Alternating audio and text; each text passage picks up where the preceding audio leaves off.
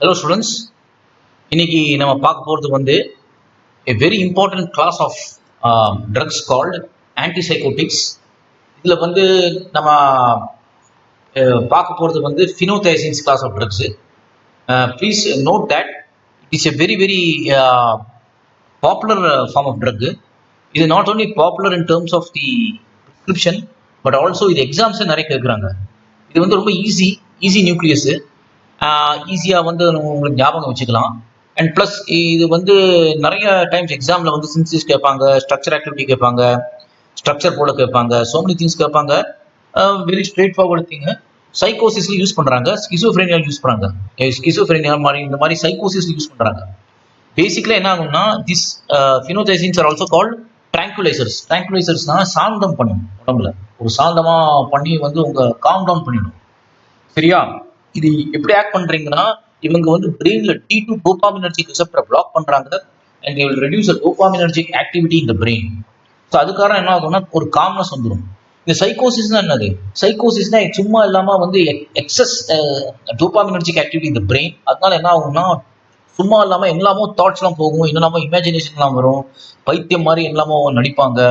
அதே மாதிரி ஸ்கிசோஃப்ரேனியா, இது சைக்கோசிஸ்ல ஒரு பிரகாரம் வந்து ஸ்கிசோஃப்ரேனியான்னு எப்படி அவங்க வந்து எல்லாமே இமேஜின் பண்ணுவாங்க. யாரும் அங்கே நிற்கிறாங்க, உங்களுக்கெல்லாம் நமக்கெல்லாம் காணாதுன்னா அவங்களுக்கு காணும், எங்களோட பேசுறாங்க, எனக்கு தாக்க வராங்க, நீங்க தாக்க வரீங்க, நீங்க தாக்க வர மாட்டீங்கன்னா உங்களுக்கு தாக்க வர மாதிரி இமேஜின் பண்ணுவாங்க. ஸோ இந்த மாதிரி இந்த ஸ்கிசோஃப்ரேனியால வந்து உங்களுக்கு கொலை இதெல்லாம் நடக்க வாய்ப்பு இருக்கு. சும்மா இல்லாமல் இமேஜின் பண்ணி அவன் அடிக்க வரான்னு சொல்லி அவங்க கொலை பண்ணிடுவாங்க. ஸோ இதெல்லாம் மாதிரி ஆக்டிவிட்டிஸ் பிரெயின்ல வந்து காம்பவுண்ட் பண்றதுக்கு இந்த ஃபினோதைசின்ஸ் கொடுக்குறாங்க. அதனால ட்ராங்குலைசர்னு சொல்றாங்க. வேறுன்னு நீங்க பார்த்துருப்பீங்க வந்து நம்ம டிஸ்கவரி சேனல், நீங்க அனிமல் இது டாக்குமெண்ட்ரிஸ் பார்த்துருப்பீங்க. இந்த மாதிரி வைல்ட் அனிமல்ஸ், டைகர், லயன்ஸ் இதெல்லாம். சிலப்போ இந்த ஃபாரஸ்ட்ல வந்து இந்த டைகர், லயன்ஸ் ஏதோ நோய் வந்துடும், அதுக்கு ட்ரீட்மெண்ட் கொடுப்பாங்க. ஆனால் ட்ரீட்மெண்ட் எப்படி கொடுக்குது? அது வைல்ட் அனிமல்லவா, கிட்டக்கு போனால் வந்து தாக்கும். அது எப்படி அதை ட்ரீட்மெண்ட் கொடுக்குறது? அதை வந்து ட்ராங்குலைஸ் பண்ணுவாங்க. ஆனால் தூரத்துலேருந்து வந்து ட்ராங்குலைசர் கன் எடுத்து சுடுவாங்க. அது டார்ட் போய் அது மேலே வந்து உள்ள பூந்து அந்த ட்ரக் இன்ஜெக்ட் பண்ணும். அந்த ட்ரக் வந்து அதை வந்து அந்த அனிமல் வந்து தூக்க மாத்திரை மாதிரி தூக்க வச்சுக்கணும். வச்சப்புறம் அந்த டாக்டர்ஸ் வந்து இந்த போய் இதெல்லாம் பண்ணுவாங்க, செய்ய வேண்டிய வேலையெல்லாம் செய்வாங்க, ட்ரீட்மெண்ட் கொடுப்பாங்க. அதுக்கப்புறம் அந்த ஆன்டி டோட்டை இன்ஜெக்ட் பண்ணிட்டு திரும்பி அது வந்து அனிமல் திரும்பி வந்துடும். நீங்க பார்த்துருப்பீங்க most of the time tranquilizers use பண்றது வந்து இந்த ஃபினோதைசின்ஸ். சரியா? ஆல்சோ இந்த ஃபினோதைசின்ஸ்க்கு வந்து some of the phenothiazines also is called antihistaminic property. அப்படின்னா அலர்ஜி ரெடியூஸ் பண்ணும். ஆனால் அது வந்து வேற டைம் பார்க்கலாம். ஆனால் இப்போதைக்கு மென்டல் ட்ரீட்மெண்ட்டுக்கு மாத்திரம் பார்க்க வேண்டியது. ஃபர்ஸ்ட் வந்து structure activity.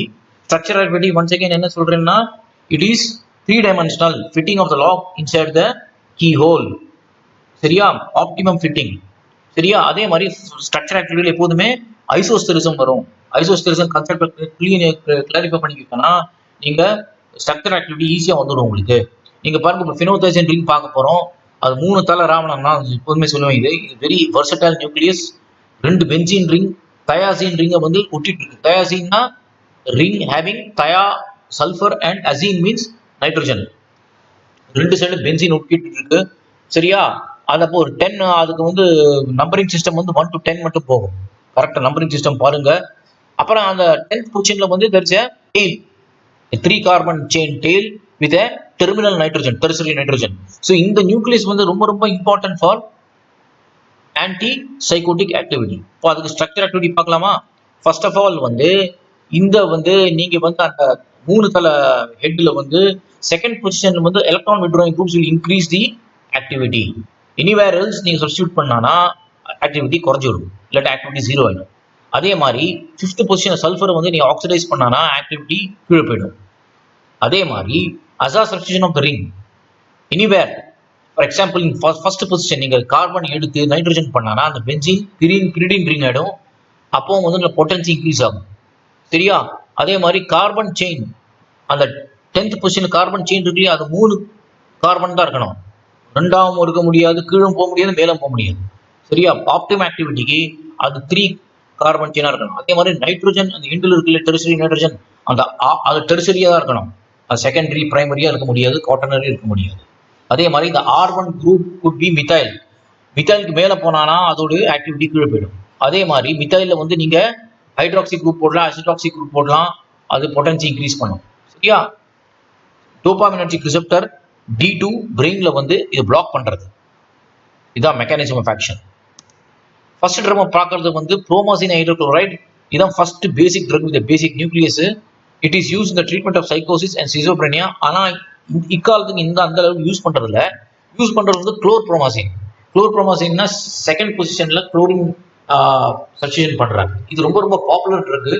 Use in the treatment of சைக்கோசிஸ் and schizophrenia. Very popular drug. Use as tranquilizer. Also இது வந்து ஆன்டி ஹிஸ்டாமினிக் ப்ராப்பர்ட்டி இருக்கு அலர்ஜியில.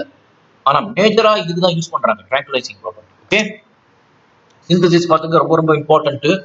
ஃபர்ஸ்ட் வந்து அந்த 3 தலை நம்ம சிந்தசைஸ் பண்றோம் பாருங்க. ஓகே,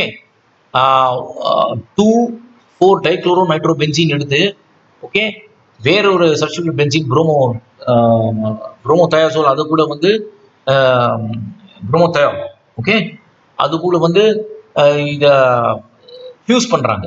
ஃபியூஸ் பண்ணி ஃபர்ஸ்ட் இந்த மூணு தலை பண்றாங்க பாருங்க, எந்த மாதிரி பண்றாங்க. ஒருக்க பண்ண அப்புறம் அந்த வாழை வந்து எடுத்து மாட்டாங்க. Very straightforward synthesis. And remember this is asked in the exam many times. Important.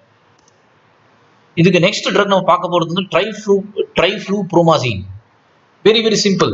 Chlorine எடுத்து ட்ரைஃப்ளூரோமெத்தில் குரூப்பா வந்து ஐசோஸ்டெரிக் சப்ஸ்டியூஷன் பண்ணியிருக்காங்க.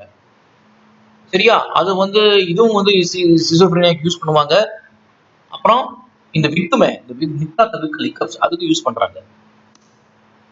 தயோரிடாசின் ஹைட்ரோகுளோரைடு, தயோரிடாசின் பெல்லாரில். ஓகே, என்ன அகைன் another ஐசோஸ்டெரிக் சப்ஸ்டியூஷன். அந்த குளோரின் குரூப் எடுத்து SHS மிథைல் குரூப் பண்றாங்க.